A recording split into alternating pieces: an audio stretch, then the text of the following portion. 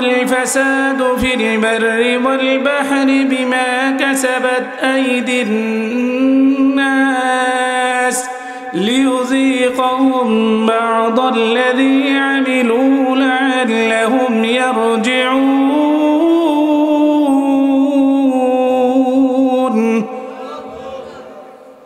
এই আয়াতের মধ্যে আল্লাহ বলেন, এই পৃথিবীর জল স্থলে যত ফেসাদ, যত দুর্যোগ, যত অবস্থার পরিবর্তন, আযাব গজব যা আসে, এই সব কিছু বিমা কাসাবাত আইদিন নাস, এগুলি সব কিছু মানুষের হাতের কামাই, সব কিছু আমাদের হাতের উপার্জিত। আমি আগে এতটুক পড়া সবসময় এতটুক ভালো করে তেলাওয়াত করতাম, কিন্তু এই আয়াতের শেষাংশে আল্লাহ দুইটা চমৎকার কথা বলছেন। শুনতে রাজি আছেন কিনা জোরে বলেন। আল্লাহ বলেন, পরের অংশে আল্লাহ বলেন, লিয়ুযীকাহুম বা'দাল্লাযী আমিলু, আল্লাহ বলেন এই যে তোমাদের উপর আযাব দেই, এই যে তোমাদের উপর গজব দেই, এই যে তোমাদের সামনে ভূমিকম্প দিয়েছিলাম, এই সব কিছু তোমাদের দুনিয়ার জীবনে একটু তোমাদেরকে গুনাহের, তোমাদের কাজের স্বাদ, তোমাদের কাজের শাস্তি স্বরূপ স্বাদ আস্বাদন করাই তোমাদেরকে। এগুলি তোমাদেরকে কি করি? বুঝানোর জন্য যে তুমি যে গুনাহ করছো, এই গুনার কারণে তোমার উপর আযাব আসছে, এই গুনাহের শাস্তি ভোগ করানোর জন্য আমি তোমাদের উপর এই সামান্য কিছু আযাব দেই, শাস্তি ভোগ করাই। এরপরে আল্লাহ বলেন, লাআল্লাহুম ইয়ারজিউন, লাআল্লাহুম, এই জন্য হতে পারে, হয়তোবা তারা ফিরে আসবে। লাআল্লাহুম ইয়ারজিউন, হয়তো তারা আমার দিকে কি করবে? ফিরে আসবে। তো আল্লাহ তাআলা যে আমাদের উপর আযাব দেন, গজব দেন, কি কারণে দেন? আমরা যাতে ফিরে আসি, আমরা যাতে কি করি?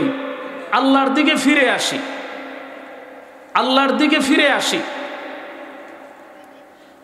অন্য আয়াতে আল্লাহ বলেন, ওয়ালানুযীকান্নাহুম মিনাল আযাবিল আদনা দুনাল আযাবিল আকবার লাআল্লাহুম ইয়ারজিউন। আল্লাহ বলেন, তোমাদেরকে বড় বড় আযাব তোমাদের উপর আসার আগে আমি ছোট ছোট আযাব তোমাদেরকে দেই। যেমন মাত্র 5.7 মাত্রার একটা ভূমিকম্প তোমাদের সামনে দিয়েছিলাম, এটা একটা ছোট আযাব। বাংলাদেশের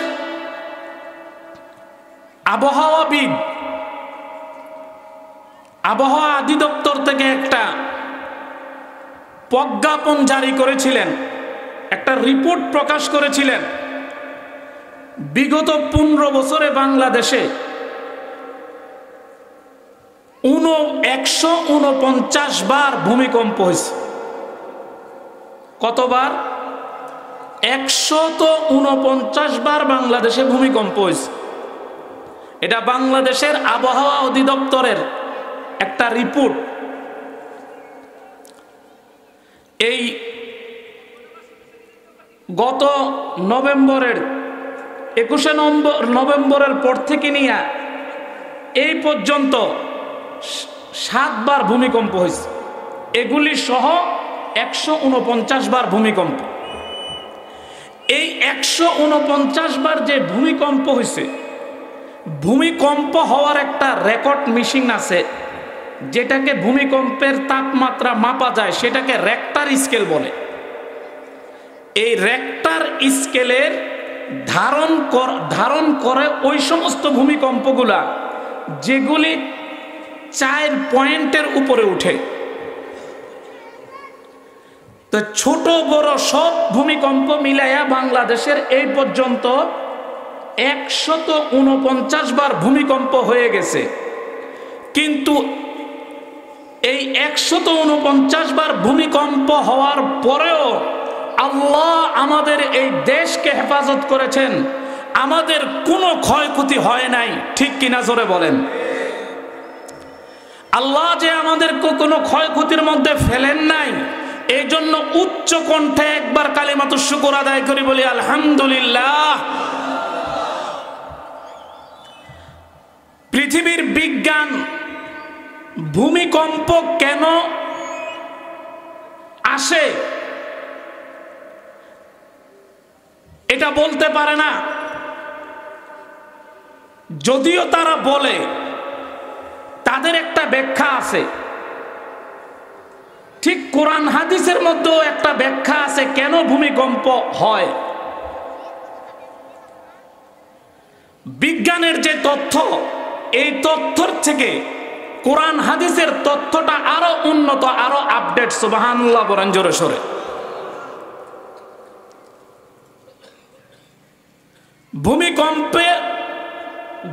ভূমিকম্প কেন আসে এটাও কোরআন হাদিসের মধ্যে আছে, এবং কি করলে ভূমিকম্প থেকে রেহাই পাওয়া যাবে সেটাও কোরআনের মধ্যে আছে। সুবহানাল্লাহ পড়েন। বাংলাদেশের আবহাওয়া অধিদপ্তর আজকে 6 ডিসেম্বর, এই ডিসেম্বর মাসের 6 তারিখে একটা ভূমিকম্পের আভাস ছিল। ঠিক কিনা জোরে বলেন। কিন্তু আল্লাহ তাআলা আমাদেরকে হেফাজত করেছেন, এজন্য আবারও কালিমাতুশ শুকর আদায় করি, বলি আলহামদুলিল্লাহ। ওই যে আয়াতটা আমি আপনাদের সামনে পেশ করছিলাম, ওয়ালানুযীকান্নাহুম মিনাল আযাবিল আদনা দুনাল আযাবিল আকবারি লাআল্লাহুম ইয়ারজিউন। আল্লাহ বলেন বড় বড় আযাব আসার আগে ছোট ছোট আযাবগুলি আমি তাদেরকে দেই, যাতে লাআল্লাহুম ইয়ারজিউন, যাতে তারা ফিরে আসে। সুবহানাল্লাহ, যাতে তারা ফিরে আসে। কিন্তু আফসোসের বিষয়, এত বড় ভূমিকম্প আমাদের সামনে হয়ে গেল, একটা বার বালিশের সাথে মাথা লাগায় চিন্তা করেছেন? আমরা কেউ চিন্তা করেছি? কি ভূমিকম্প, কি আযাব, কি গজব, আমাদেরকে গজব থেকে আল্লাহ বাঁচিয়ে দিয়েছেন। কেউ আমরা একটু চিন্তা করেছি কোনোদিন? চিন্তা করেন না কি পরিমাণ আযাব থেকে আল্লাহ আমাদেরকে বাঁচিয়ে দিয়েছেন, কি পরিমাণ আযাব থেকে। একটা একটা করে বললে বলার সময় নাই। আজকে যদি ভূমিকম্প হতো, ভূমিকম্প কেন হয়? বিজ্ঞানের উক্তি হচ্ছে এই পৃথিবীর মাটির নিচে টেকটনিক প্লেট আছে, টেকটনিক প্লেট। এই প্লেটগুলি কাঁপতে থাকে, কাঁপতে থাকে, কাঁপতে কাঁপতে যখন একটা প্লেট আরেকটা প্লেটের সাথে বাড়ি খায়, বাড়ি খেয়ে দুইটা প্লেট দুই দিকে সরে যায়, মাঝখানে খালি হয়ে যায়। আর যেই জায়গাটায় খালি হয়ে যায় সেই জায়গাটার মধ্যে সমস্ত বাড়ি ঘর জমি জামা সব সহ মাটির নিচে ধসে যায়। এটা হলো বিজ্ঞানের উক্তি। কথা বুঝে আসছে?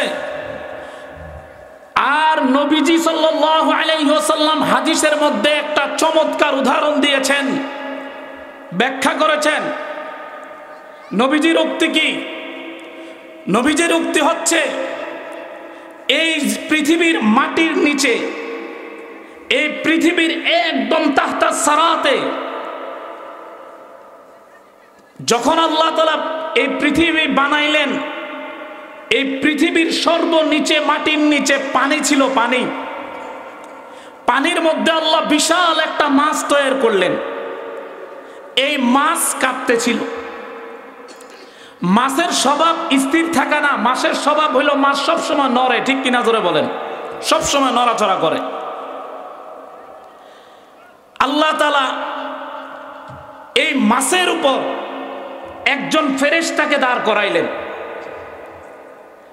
ওই ফেরেশতার মাথার উপর আর হাতের উপর আল্লাহ তাআলা বিশাল একটা পাথর বসাইলেন, পাথর। যখন পাথর দিলেন, এর উপর আল্লাহ তাআলা জমিনকে বিছাইলেন। এই জমিন কাঁপতেছিল, কাঁপতেছিল, নড়তেছিল। আল্লাহ এই জমিনের লড়ানি বন্ধ করার জন্য আল্লাহ তাআলা পাহাড় জমিনের মধ্যে বসাই দিলেন। বলেন সুবহানাল্লাহ।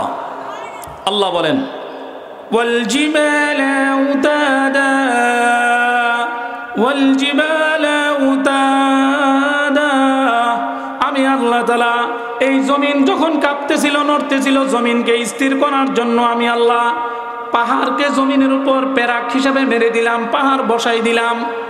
যখন পাহাড় জমিনের উপর বসলো, তখন জমিনের লড়ানি বন্ধ হয়ে গেল, জমিন এখন আর লড়ে না। কিন্তু তারপরেও তো মাছের একটা স্বভাব, মাছ কান লারে, লেজ লারে, ঠিক কিনা জোরে বলেন। আল্লাহর নবী হাদিসের মধ্যে বলেন, ওই মাছটা এত বড়, বুখারীর বর্ণনা, ওই মাছটা এত বড়, এত বড় ওই মাছটা যেটা পৃথিবীর নিচে আছে, ওই মাছটার মাথা আর লেজ যদি এইভাবে দুই দিক দিয়ে উঠানো শুরু করে, তো উঠাইতে উঠাইতে উঠাইতে উঠাইতে জমি ওই মাছের উপর যে ফেরেশতা, ওই ফেরেশতার উপর যে পাথর, ওই পাথরের উপর যে মাটি, ওই মাটির উপর যে আমরা আমাদের থেকে নিয়া প্রথম আসমান থেকে দ্বিতীয় আসমান, দ্বিতীয় আসমান থেকে তৃতীয় আসমান, তৃতীয় আসমান থেকে চতুর্থ আসমান, চতুর্থ আসমান থেকে পঞ্চম আসমান, পঞ্চম আসমান থেকে ষষ্ঠ আসমান, ষষ্ঠ আসমান থেকে সপ্তম আসমান, সপ্তম আসমানের উপরে আল্লাহর আরশ পর্যন্ত লেগে যাবে। একটা মানুষও সুবহানাল্লাহ কইলেন না? বাইজে কইবেন সুবহানাল্লাহ, আরো জোরে কোন সুবহানাল্লাহ। এত বড় মাছ, যেই মাছটার মাঝখানে আমরা আছি। মাছের স্বভাব হইল মাছ নড়ে, কখনো কান নাড়ে, কখনো লেজ নাড়ে, ঠিক কিনা জোরে বলেন। এই যে আমরা মাঝে মধ্যে পৃথিবীতে দেখি ভূমিকম্প হয়, কোথাও তুরস্ক, কোথাও ইন্দোনেশিয়া, কোথাও চীন, এগুলি কেন হয়? এই কেন হয় এর জবাব হইল আল্লাহ তাআলা সেই 21 পারার সূরা রুমের 41 নং আয়াতের মধ্যে আল্লাহ বলে দিচ্ছেন। সুবহানাল্লাহ বলেন। কখন? এখন না, কোরআন যখন নাজিল হয়েছে আজ থেকে 1450 বছর পূর্বে আল্লাহ বলেছেন, যাহারাল ফাসাদু ফিল বাররি ওয়াল বাহরি বিমা কাসাবাত আইদিন নাস লিয়ুযীকাহুম বা'দাল্লাযী আমিলু লা'আল্লাহুম ইয়ারজিউন। আল্লাহ বলেন, জমিনের মধ্যে জলস্থলে যত অঘটন ঘটে, যত বিপর্যয় আসে, যত আযাব আসে, যত গজব আসে, সব কিছু বান্দা তোদের হাতের কামাই, তোদের হাতের কামাই, তোদের হাতের কামাই। আমরা কি এমন করলাম যেটার দ্বারা আমাদের উপর আযাব আর গজব আসে? এটা শোনার দরকার আছে না নাই? জোরে বলেন। কেন আমাদের উপর আযাব আসে? আমাদের উপর কেন আযাব আসে, কেন আযাব আসবে? এই কথাটা নবী হাদিস শরীফের মধ্যে বর্ণনা করেন। নবীজি বলেন, মানুষের মাঝখানে যখন 13টা গুনার আলামত, 13টা গুনাহ যখন মানুষ করতে থাকবে, 13টা গুনাহ যখন মানুষ করতে থাকবে, তখন মানুষের উপর একের পর এক আযাব আসতে থাকবে। এই 13টা গুনার কাজ শুনতে রাজি আছেন কিনা জোরে বলেন। 1 নম্বরে নবীজি বলেন, ইযাতুখিজাল ফাইউ দুওয়ালান, যখন মানুষ রাষ্ট্রীয় সম্পদকে নিজের সম্পদ মনে করবে, রাষ্ট্রীয় সম্পদকে যখন নিজের সম্পদ মনে করবে, নিজের মাল মনে করে যখন খরচ করা শুরু করবে, মনে রাখো তখন তোমাদের উপর আযাব আসবে। এখন আমাদের সমাজের মধ্যে রাষ্ট্রীয় সম্পদকে আমরা নিজের সম্পদ মনে করি কিনা জোরে বলেন। একটা দৃষ্টান্ত দেই, পদ্মা সেতু করতে 32,000 কোটি টাকা খরচ হয়েছে, কিন্তু আমরা বিগত দিনের রিপোর্টগুলি দেখছি কি, খবরাখবর আমরা কি শুনছি, পদ্মা সেতু করতে যেই পরিমাণ অর্থ লুট হয়েছে, এই পরিমাণ অর্থ দিয়ে আরো 9টা পদ্মা সেতু করা যেত, ঠিক কিনা? এই তো বললাম শুধু একটা সেক্টরের কথা। আপনি রেল মন্ত্রণালয়ের মধ্যে যাবেন, যোগাযোগ মন্ত্রণালয়ের মধ্যে যাবেন, প্রবাসী কল্যাণ মন্ত্রণালয়ের মধ্যে যাবেন, এমন কোনো সেক্টর নাই, এমন কোনো দফতর নাই, এমন কোনো দফতর নাই যেই দফতরের মধ্যে লুটপাট হচ্ছে না। ঠিক কিনা জোরে বলেন? লুটের হরি লুট চলতেছে আমাদের সব জায়গার মধ্যে, সব জায়গার মধ্যে কোনো সেক্টর বাকি নাই।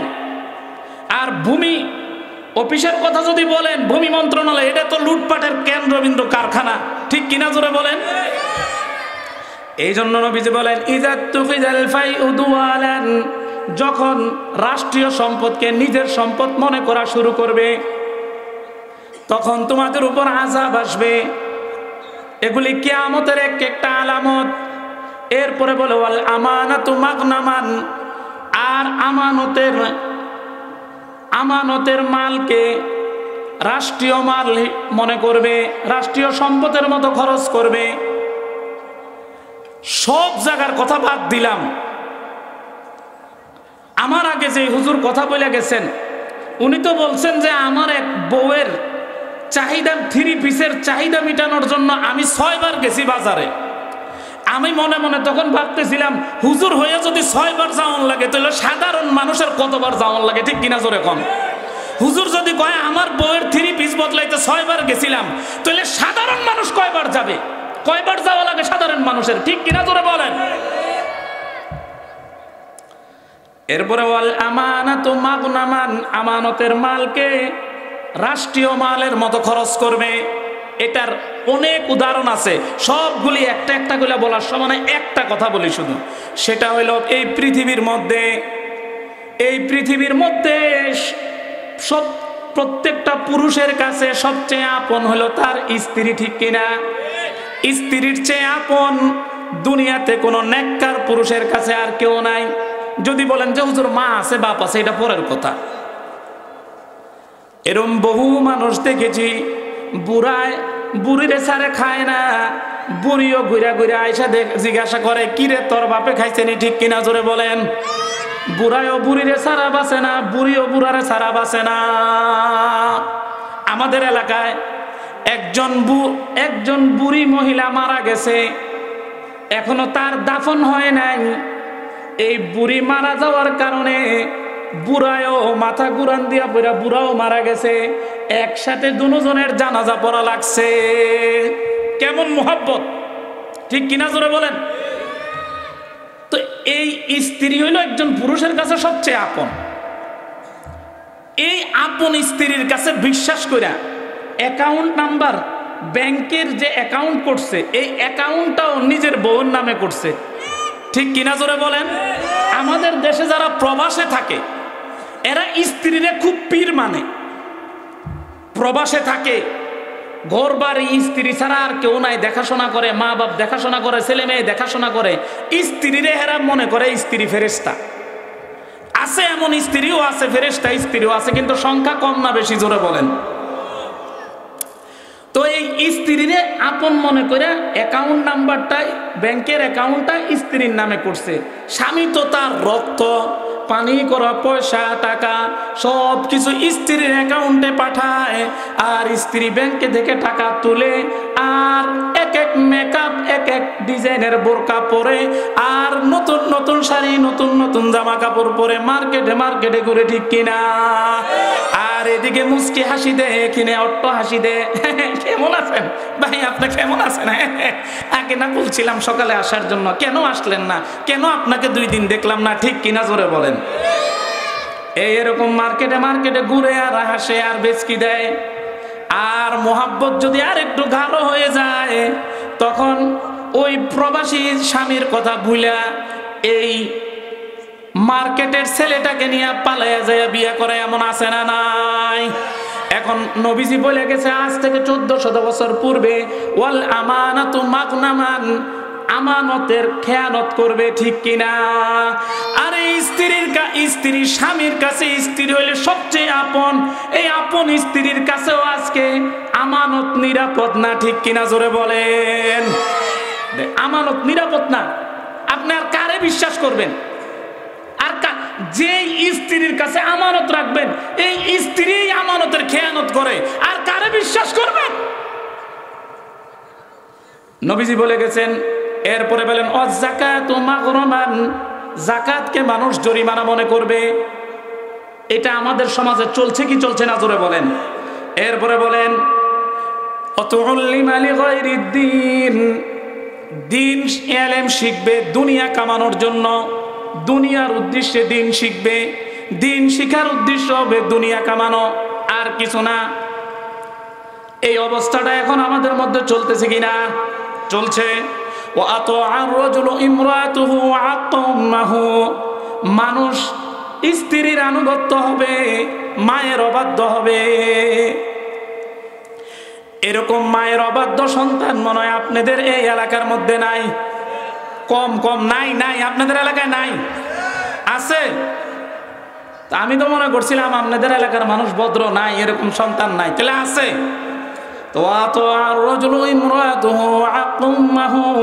মানুষ স্ত্রীর আনুগত্য করবে, মায়ের অবাধ্য হবে। স্ত্রীর আনুগত্য হবে, মায়ের অবাধ্য হবে। এর একটা জ্বলন্ত দৃষ্টান্ত হচ্ছে ঢাকার সাভারে করোনার সময়, 2020 সালে করোনার সময় মায়ের করোনা হয়েছে সন্দেহ মনে করা, সন্দেহ কইরা রাতের অন্ধকারে গভীরে মাকে নিয়ে সন্তান 4 রাস্তার মূলে ফেলে দিয়ে আসছে, ফেলে দিয়ে রাত্রে চলে গেছে। মায়ের আত্মচিৎকার আর কান্নাকাটির শব্দ শুনে আশেপাশের লোকজন দৌড়াইয়া আসছে, আয়সা দেখে যে একজন বৃদ্ধা মহিলা রাস্তার পারে গুঙ্গায় গুঙ্গায় কাঁদতেছে। জিজ্ঞাসা করো মা, এই গভীর রাতের মধ্যে কেন আপনি কাঁদতেছেন? বলে আরে বাবা তোমরা কারা আসছো? আমার নিজের পেটের সন্তানে আমাকে এখানে ফেলে দিয়ে চলে গেছে। আমার করোনা হয়েছে সন্দেহে, আসলে আমার করোনা হয় নাই, করোনা সন্দেহ মনে করে আমাকে এখানে ফেলে দিয়ে গেছে। তোমরা কারা? আশেপাশের লোকেরা দইরা নিয়া স্বাস্থ্য কমপ্লেক্সে ভর্তি করে চিকিৎসা করতেছে। পরের দিন পত্রিকায়, জাতীয় পত্রিকায় খবর ছেপেছে যে এই বৃদ্ধা মহিলা যিনি, তিনি হলো একজন ম্যাজিস্ট্রেটের মা, একজন ম্যাজিস্ট্রেটের মা। এই হলো মানুষ স্ত্রীর আনুগত্য করবে, মায়ের অবাধ্য হবে। স্ত্রী যা বলবে তাই না দিবে, স্ত্রী যা খাইতে বলবে তা খাওয়াবে, যে পোশাক পরতে চাইবে বৈধ অবৈধ সব কিছু পালন করবে, মানবে। কিন্তু মায়ে যে পান খায়, মায়ে যে সুপারি খায়, মায়ে যে পাশের রুমে অসুস্থর জন্য একটু চিকিৎসার অভাবে মায় দুঃখে দুঃখে কষ্ট পাচ্ছে, একটা ওষুধ হইলে একটু ডাক্তারের কাছে নিয়ে গেলে মায় আরাম পায়। কিন্তু এই হতভাগা সন্তান এক ঘরের মধ্যে থাকে, বউয়ের চাহিদা পুরা করে, কিন্তু মায়ের দিকে ফিরেও তাকায় না। আছে না নাই?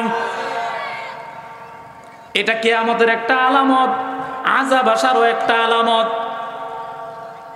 এরপরে বলে অজহরাতুল আসওয়াতু ফিল মাসাজিদ, মসজিদের মধ্যে হট্টগোল হবে, মসজিদের মধ্যে আওয়াজ হবে, উচ্চ আওয়াজে মানুষ মসজিদের মধ্যে কথা বলবে। এই অবস্থাটা এখন আমাদের সমাজে আছে না নাই? আছে। এরপরে নবীজি বলেন ওয়াসাদাল কবিলাতু ফাসিকুন, দলের নেতা হবে ধর্মীয় জ্ঞানহীন, যার কাছে মাদ্রাসার শিক্ষা নাই, কোরআনের কোনো শিক্ষা নাই, হাদিসের কোনো শিক্ষা নাই, এমন ব্যক্তি দলের নেতা হবে, দলের সর্দার হবে। এখন আমাদের সমাজে এরকম অবস্থা আছে না নাই? এরপরে বলে ওয়াকানা যাইমাল কওমি আরজালুহুম, সমাজের নেতৃত্ব দিবে একদম নিচু শ্রেণীর মানুষ, যার কোনো বংশীয় মর্যাদা নাই, যার কোনো পরিচয় নাই, যার কোনো বাপ দাদার দিনের কোনো পরিচয় নাই, একদম নিচু স্তরের মানুষ, সেও জাতির নেতৃত্বের আসনে আসীন হবে। এই অবস্থাটা এখন চলছে কি চলছে না জোরে বলেন। এরপরে বলে ওয়া উকরিমার রাজুলু মুখাফাতা শাররিহি, মানুষ শুধু মানুষের অত্যাচার থেকে বাঁচার জন্য একজন আরেকজনকে সম্মান করবে, শুধু অত্যাচার থেকে বাঁচার জন্য। আজকে যদি তাকে আমি সম্মান না দেখাই, তাকে যদি ভালো না বলি, তাহলে হইতে পারে এই লোকটা ভবিষ্যতে আমার ক্ষতি করবে, ঠিক কিনা? এরকম অবস্থা আপনাদের এলাকায় আছে না নাই? শুধু ভয়ে হ্যাঁ কি করে না জানি আমার নামে মামলা দিয়ে না লাই নেই, না জানি আমাকে ধরে নিয়ে যায়নি, আমার রাস্তা বন্ধ করে দেয়নি। এই শুধু ভয়ে একজন আরেকজনকে সম্মান করবে, আর এটা এখন বর্তমানে চলছে, ঠিক কিনা জোরে বলেন। এরপরে বলে অজহরাতুল কাইনাত ওয়াল মাআজিফ, নবীজি বলেন বাদ্যযন্ত্র এবং গায়িকা এবং নর্তকী বেড়ে যাবে, গায়িকা নর্তকী এবং বাদ্যযন্ত্র বেড়ে যাবে। আজকে যদি এটা কোনো কনসার্টের আয়োজন হতো, কোনো গান বাদ্যর আয়োজন হতো, আর যদি বলা হতো এখানে একজন বাংলাদেশের নাম করা শিল্পী আসতেছে, তাইলে মাইকিং এরও দরকার ছিল না, পোস্টারিং এরও দরকার ছিল না, এত লাইটেরও দরকার ছিল না, বাঁশ দিয়ে ঘিরে রেখেও মানুষকে থামানো যাইতো না, ঠিক কিনা? ঠিক কিনা জোরে বলেন। কিন্তু কোরআনের মজমা, হাদিসের মজমা, এই কোরআনের মজমার মাঝখানে আল্লাহর রহমত বর্ষণ হচ্ছে, সুবহানাল্লাহ। এবং এক একটা কথা বলার বিনিময়ে এক বছরের নফল ইবাদতের নেকি আল্লাহ আমাকে দিতেছেন, আর আপনারা যা শুনতেছেন আপনারাও এক বছরের নফল ইবাদতের নেকি পাইতেছেন, সুবহানাল্লাহ। এই মজমাটা যখন শেষ হবে একজন ফেরেশতা ঘোষণা দিবে কুমু মাগফুরাল লাকুম, তোমাদের গুনাহগুলি মাফ করে দেওয়া হয়েছে, যে পরিমাণ গুনাহ তোমরা করছিলা ওই পরিমাণ নেকি আল্লাহ তোমাদের আমলনামায় দিয়ে দিছে, সুবহানাল্লাহ। কিন্তু এত শত পুরস্কার ঘোষণা শোনার পরেও আজকে ওয়াজের প্যান্ডেল খালি, ঠিক কিনা? আর শিল্পী আসলে বাঁশ দিয়ে ব্যারিকেড দিয়েও আটকায় রাখা যাইতো না। এটাই নবীজি বলছেন অজহারাতুল কাইনাত ওয়াল মাআজিফ, যখন গায়িকা নর্তকী এবং বাদ্যযন্ত্র বেড়ে যাবে তখন এগুলি কিয়ামতের আলামত। এরপরে বলে অশুরিবাতিল খুমুর, পান করবে ব্যাপক হারে মানুষ মদ পান করবে। এই অবস্থাটা আমাদের সমাজে আছে না নাই জোরে বলেন। আপনাদের এখানে জানি না, আমাদের ঢাকা শহরে অলিতে গলিতে চিপায় চাপায় রাস্তার মোড়ে মোড়ে বাবা, ইয়াবা, হাবা, ফেন্সিডিল, এটা সেটা অহরহর দিনে রাত্রে 24 ঘন্টায় আমাদের যুবকগুলি নেশায় জর্জরিত হয়ে যাচ্ছে, ঠিক কিনা জোরে বলেন। এই যুবকেরা, এই যুবক, এই তোমার ভবিষ্যৎ নষ্ট কেন করে ফেলতেছ? এই যুবক, কেন তোমার জিন্দেগি নষ্ট করে ফেলতেছ? এই জানো তুমি তোমার দাম কত? এই যুবক, জানো তোমার দাম কত? তোমার মূল্য কত জানো?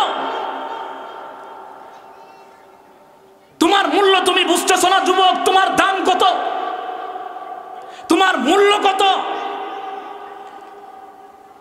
কবে বুঝবা তোমার এত মূল্যবান, এত পিওর হার্ট, এত পিওর লিভার, এত পিওর তোমার কিডনি, এত পিওর তোমার রক্ত, কেন তুমি সেটাকে ইয়াবা খায়া, জ্ঞান ফেন্সিডিল খায়া, বাবা খায়া, কেন তুমি তোমার এই সমস্ত ভালো ভালো পিওর জিনিসগুলিকে নষ্ট করে ফেলতেছো?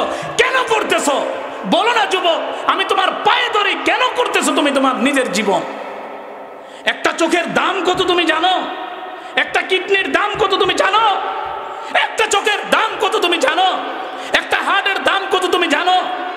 একটা ফুসফুসের দাম কত তুমি জানো? একটা লিভারের দাম কত তুমি জানো? তুমি বুঝবে না, তুমি বুঝতেছো না।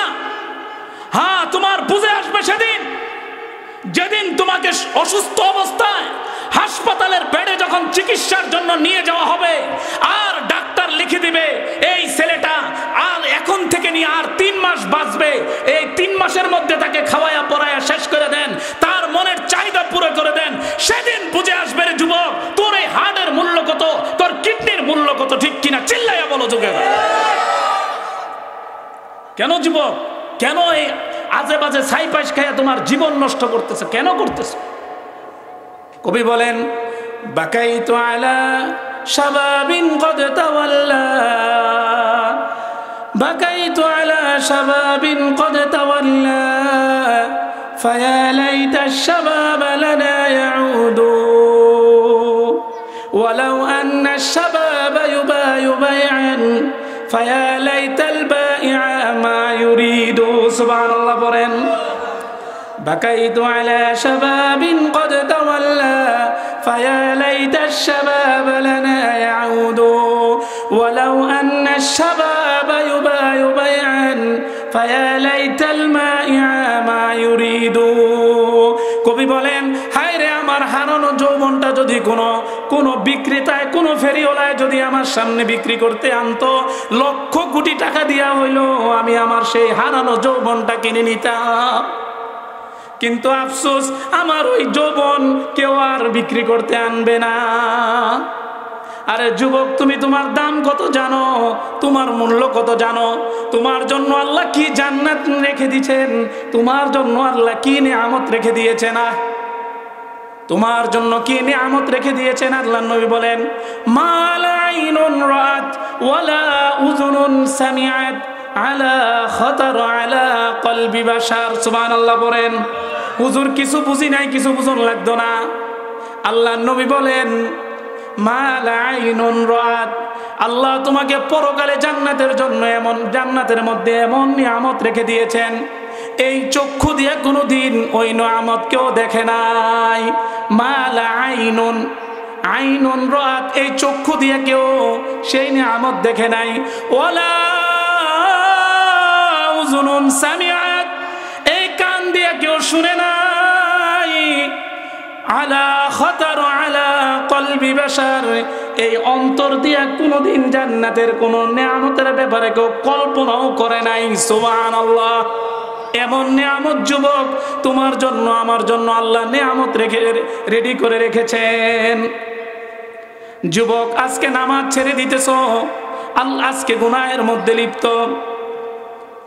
এজন্য হাদিস শরীফের মধ্যে নবীজি বলেন অশুরিবাতিল খুমুর যখন ব্যাপক হারে মানুষ মদ পান করবে এটাও কিয়ামতের একটা আলামত আযাব গজব আসার একটা কারণ আর শেষে নবী বলেন ওয়ালানা আখিরু হাযিহিল উম্মতি আউওয়ালাহা প্রথম যুগের লোকেরা পূর্ববর্তী মানে পরবর্তী লোকেরা পূর্ববর্তী লোকদের ভুল ধরবে তাদের সমালোচনা করবে এখন কেউ ইমাম আবু হানিফা রাহমাতুল্লাহ আলাইহির ভুল ধরে এমন মানুষ আছে না নাই ইমাম বুখারীর ভুল ধরেও বয়ে থাকে এমন মানুষ আছে না নাই মুহতারাম হাজিরিন ও আমার নরসিংদীবাসী ভাইরা আজকে থেকে তওবা করি আমার কত দুঃখ লাগে জানেন না আমি যেই মহল্লায় ঢাকাতে থাকি আমাদের এই দেশের বর্তমানে যারা আছেন প্রশাসনের মধ্যে এদের জন্য আমার বড় আফসোস হয় জিজ্ঞাসা করতে পারেন হুজুর কেন আফসোস হয় আফসোসের কারণ হলো আমাদের দেশে এত বড় একটা ভূমিকম্প হয়ে গেল এত বড় আযাব থেকে আল্লাহ আমাদেরকে বাঁচিয়ে দিয়েছেন ও নরসিংদীবাসী ভাই বোনেরা যদি একটু চিন্তা করেন না যদি এই ভূমিকম্পটা যদি আর 2-3 সেকেন্ড বেশি হতো আজকে আমাদের যাদের একতলা বিল্ডিং আছে বিল্ডিংটার কি হতো আমাদের যাদের 2 তলা বিল্ডিং আছে তাদের কি হতো যাদের এরকম 5 তলা আছে তাদের কি হতো যাদের 10 তলা আছে তাদের কি হতো ঠিক কিনা নদীর এপার ভাঙ্গে ওপার করে এই তো নদীর খেলা সকাল বেলার দনির দুই ফতির সন্ধ্যা বেলা ঠিক কিনা আজকে যে বিল্ডিং এর নিচের বিল্ডিং এর নিচে শুয়ে শুয়ে আরামের ঘুম ঘুমাচ্ছ যেখানে বসে আজকে তুমি দাবি করতেছো আমি বাড়িওয়ালা আমি মার্কেটওয়ালা আমি ফ্যাক্টরিওয়ালা আল্লাহ যে ভূমিকম্প লাগাই দিছিলেন এই ভূমিকম্পর মাত্রা যদি আর 2-3 সেকেন্ড বেশি হতো তাহলে আমার আর তোমার এই পৃথিবীতে কোনো অস্তিত্ব থাকতো না ঠিক কিনা ঠিক কিনা এই জন্য আমার এই দেখেন না আজকে যদি ভূমিকম্পর জন্য আমাদের দেশের রাষ্ট্রীয় পর্যায়ে যারা আছে একটা লোক তওবা করলো না একটা লোক তওবা করলো না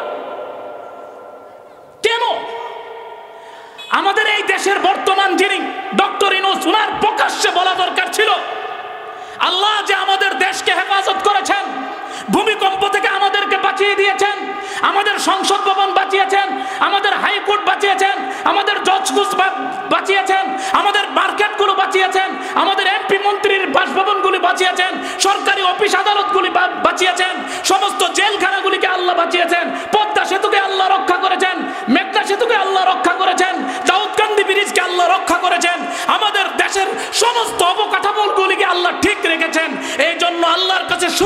উদযাপন করি এবং সারা দেশে রাষ্ট্রীয়ভাবে আমরা তওবার দিবস পালন করি। এটা করা দরকার আছিল কিনা জোরে বলেন? ছিল। কিন্তু কে করবে? একটা মানুষও তওবা করলো না। তওবা তো করেই নাই, বরং আরেকজন যখন আল্লাহকে নিয়ে কটূক্তি করা শুরু করলো, বাউল নামের ফাউল আল্লাহকে নিয়ে যখন কটূক্তি করা শুরু করলো, আরেকজন বইলা উঠলো যেখানে বলা দরকার ছিল যারা আল্লাহর বিরুদ্ধে বলবে, আল্লাহর রাসূলের বিরুদ্ধে বলবে, কোরআনের বিরুদ্ধে বলবে, হাদিসের বিরুদ্ধে বলবে, আল্লাহ আল্লাহর রাসূলের বিরুদ্ধে বলবে, উলামায়ে কেরামের বিরুদ্ধে বলবে, আমরা কোনোদিনও তাদেরকে সমর্থন করি না। ঠিক কিনা জোরে বলেন? এবং আমার মাকে গালি দিলে আমি সহ্য করি না, আমার বাবাকে গালি দিলে আমি সহ্য করি না, আমার বোনকে খারাপ কথা বললে গালি দিলে আমি সহ্য করি না। আরে তোমার ভাইয়ের বেলায় যে অবস্থা, তোমার বোনের বেলায় যে অবস্থা, তোমার বাবার বেলায় যে অবস্থা, আর আমার সামনে আমার ভাইয়ের থেকে আমার আল্লাহর প্রতি মহব্বত বেশি, আমার বোনের থেকে আল্লাহর প্রতি মহব্বত বেশি, আমার বাবার থেকে আল্লাহর প্রতি আমার মহব্বত বেশি, আমার সামনে আমার আল্লাহরে গালি দিবে কোন মুসলমান কোশ্চিন কালেও চুপ হয়ে বসে থাকতে পারে না। ঠিক কিনা জোরে বলেন? কোনোদিন বসে থাকতে পারে না।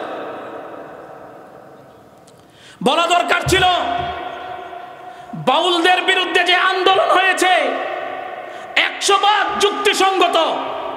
সুতরাং আমি বাউল, যারা বাউল আছেন তাদের দৃষ্টি আকর্ষণ করছি, আপনারা যে কাজটা আপনাদের সর্দার করেছে আপনারা তওবা করেন এবং তওবা করে ফিরে আসেন। ঠিক কিনা জোরে বলেন? কিন্তু আল্লাহ আমাদেরকে এত বড় আযাব থেকে বাঁচাই দিলেন, যেখানে জাতীয়ভাবে তওবা করা দরকার ছিল সেখানে উল্টা আল্লাহর বিরুদ্ধে কথা। নাউজুবিল্লাহ বলেন সবাই। আমাদের দেশে একটা কথা আছে, যার লাগা করি চুরি হ্যাঁ কয় চুর। ঠিক কিনা জোরে বলেন? যার লাগা করি চুরি হ্যাঁ কয় চুর। আরে আল্লাহ দয়া করে বাঁচাই দিছেন, আল্লাহ মায়া করে বাঁচাই দিছেন, আল্লাহ মোহাব্বত করে বাঁচাই দিছেন। আমাদের দেশকে বললাম না, আমাদের দেশে বিগত দিনে 149 বার ভূমিকম্প হয়েছে, কিন্তু আপনি চীন দেশের দিকে দেখেন, চীনে এক ভূমিকম্পতে 8.5 লাখ মানুষ মারা গেছে, এক ভূমিকম্পে। তুরস্কের দিকে দেখেন, এক ভূমিকম্পে 40 থেকে 45 হাজার মানুষ মারা গেছে। ইন্দোনেশিয়ার দিকে দেখেন 2,27,000 মানুষ মারা গেছে। কিন্তু সেই তুলনায় আল্লাহ আমাদের দেশের সেই তুলনায় কোনো ক্ষয়ক্ষতি আল্লাহ তাআলা করেন নাই। উচ্চ কণ্ঠে বলে আলহামদুলিল্লাহ। কোনো ক্ষয়ক্ষতি আল্লাহ করেন নাই। এটা আল্লাহ তাআলা আমাদের উপর দয়া করছেন কিনা জোরে বলেন? এখন যে আল্লাহ দয়া করছে, ভূমিকম্প কেন আসে? গুনাহের কারণে। ভূমিকম্প কেন আসে? জোরে বলেন কেন আসে? গুনাহের কারণে। মানুষ যখন অতিমাত্রায় গুনাহ করতে থাকে, একের পর এক আযাব আল্লাহর একের পর এক গজব আসতে থাকে। এই ভূমিকম্পের 13টা কারণ, এই 13টা কারণ আমাদের সামনে এখন স্পষ্ট। এইভাবে যদি গুনাহ হইতে থাকে তাহলে অচিরেই আমাদের দেশের উপরে একটা ভয়াবহ বিপদ আসতেছে। বারবার আল্লাহ তাআলা আমাদেরকে সিগন্যাল দিতেছেন, ফিরে আসো বান্দা, ফিরে আসো, ফিরে আসো বান্দা, ফিরে আসো। আমি বাংলাদেশের মানুষদেরকে অনেক ভালোবাসি। আল্লাহ যে এই জন্য আল্লাহ যে আমাদেরকে বাঁচাই দিছিলেন। রাষ্ট্রীয়ভাবে তওবা করা দরকার ছিল, কিন্তু একটা লোকও, ক্ষমতাসীন একটা লোকও কেউ বলে নাই যে আমরা তওবা করি এবং 5 ওয়াক্ত নামাজ সুন্দর করে পড়ি এবং ভবিষ্যতে আমাদের দেশে আর গুনাহ যাতে না হয় এই ব্যাপারে আমরা সবাই সচেতন হই। কেউ করে নাই। ঠিক কিনা জোরে বলেন? কেউ করে নাই। অথচ আল্লাহ কি বলেন? লিউযীকাহুম বা'দাল্লাযী আমিলু লাআল্লাহুম ইয়ারজিউন। আল্লাহ বলেন এই ছোট ছোট আযাবগুলি আমি তোমাদেরকে দেই বড় আযাব দেওয়ার আগে। কেন? লাআল্লাহুম ইয়ারজিউন, যাতে তোমরা ফিরে আসো। মুহতারাম হাজিরিন, আল্লাহ আমাদের দেশকে কেন হেফাজত করেছেন জানেননি? জোরে বলেন জানেন কেন হেফাজত করেছেন? শুনেন, বাংলাদেশের মধ্যে সারা পৃথিবীর মধ্যে যে পরিমাণ মসজিদ আছে, সারা পৃথিবীতে কোনো দেশকে মসজিদের নগরী বলা হয় না, কিন্তু বাংলাদেশের এই ঢাকাটাকে মসজিদের নগরী বলা হয়। এটা টাইম একসাথে ঢাকা শহরে একের পর এক ঢাকা শহর সহ তথা পুরা বাংলাদেশে প্রায় 3.5 লক্ষের উপরে মসজিদ আছে।